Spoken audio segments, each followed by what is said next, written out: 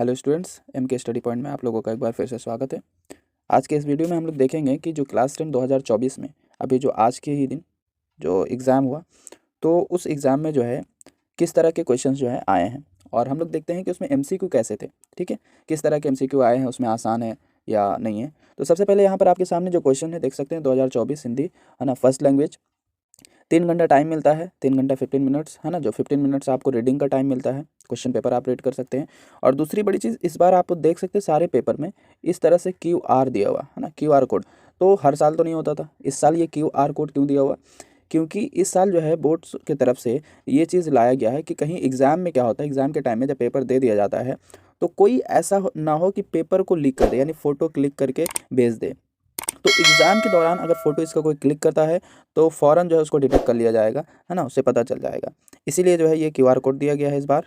ठीक है, तो ये इस बार न्यू है और हर एक पेज में मिलेगा लगभग। ठीक है, तो यहाँ पर हम सबसे पहले देखेंगे कि निम्नलिखित प्रश्नों से सही विकल्प चुनकर लिखें। सबसे पहला जो क्वेश्चन है यहाँ पर आप देख सकते हैं, सबसे पहला क्वेश्चन यहाँ लिख रहा है, बंगाली सा लगने वाला जो कस्टम अधिकारी था उसका नाम क्या था, है ना। बंगाली सा, ये कौन से चैप्टर से लिया गया, ये बंगाली से लगने वाला, है ना। आपको याद होगा नमक, है ना। तो नमक चैप्टर से, नमक पार्ट से लिया गया। तो उसमें ऑप्शन है अनिल कुमार गुप्त, सुनील कुमार गुप्त, सुनील दास गुप्त और अनिल दास गुप्त। तो इसका ऑप्शन 3 यानी ग जो होगा वो सुनील दास गुप्त करेक्ट आंसर होगा। उसके बाद पूछे लहना सिंह किसके यहाँ आया था। तो लहना सिंह कहाँ आया था? अपने मामा के यहाँ आया था, है ना, जो कि गुरु बाजार में था। तो लहना सिंह मामा के यहाँ आया था। तीसरा क्वेश्चन पूछा गया है, नन्हा संगीतकार कहानी के कहानीकार का क्या नाम है। तो इसमें नारायण वेंकट रमन, नारायण माझी, सुब्बा नारायण राव, काउटरी वेंकट नारायण राव। तो ये 4 ऑप्शन दिए हुए, तो चारों ऑप्शन क्या है, गलत है। यानी आपका जो सही ऑप्शन होना चाहिए था वो होना चाहिए था क्या, हेनरिक सेंकेविच। ठीक है, जो कि अंतर्राष्ट्रीय कवि हैं।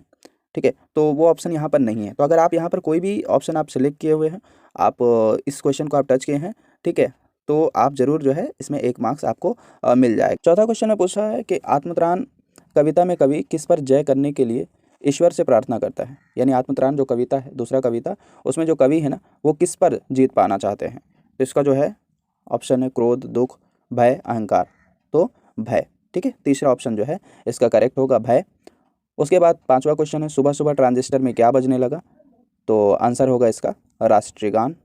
ठीक है, नीड़ का निर्माण फिर किस प्रकार की कविता है। तो इसमें आपको देखना होगा, ये है आशावादी, यानी 6 का। बिस्मिल्लाह खां साहब के बचपन का नाम क्या था। बिस्मिल्लाह खां के बचपन का नाम अमीरुद्दीन था। ठीक है, 7 का। वृहद संहिता के रचनाकार हैं वराहमिहिर। 8 का ग। बिस्मिल्लाह खां के बड़े भाई का नाम था शमशुद्दीन, उसके भाई का नाम था। ठीक है, यानी घ।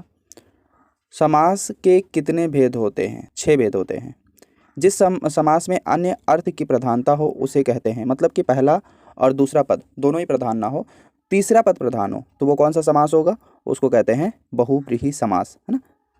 उसके बाद हम अगर आगे देखें तो स्टूडेंट्स यहाँ पर क्वेश्चन नंबर 12 में अगर हम देखते हैं तो क्वेश्चन नंबर 12 में यहाँ क्या बताया गया है कि अपादान कारक की विभक्ति क्या है। अपादान कारक की विभक्ति चिन्ह क्या है। तो यहाँ पर देखेंगे से अपादान कारक की विभक्ति चिन्ह है। मैं पेंसिल से चित्र बनाता हूँ, इस वाक्य में से किस कारक का चिन्ह है। पेंसिल से चित्र बनाना, यानी पेंसिल से चित्र बनाना ये एक तरफ से साधन की तरफ इशारा करता है, तो क्या होगा यहाँ पर करण कारक हो जाएगा। मेरे द्वारा गाना गाया गया, इस वाक्य में वाच्य का कौन सा रूप है। मेरे द्वारा गाना गाया गया, तो इसमें वाच्य का कर्मवाच्य आ जाएगा, कर्म की प्रधानता है। विजया पत्र लिखती है, इस वाक्य में कौन सा वाच्य है।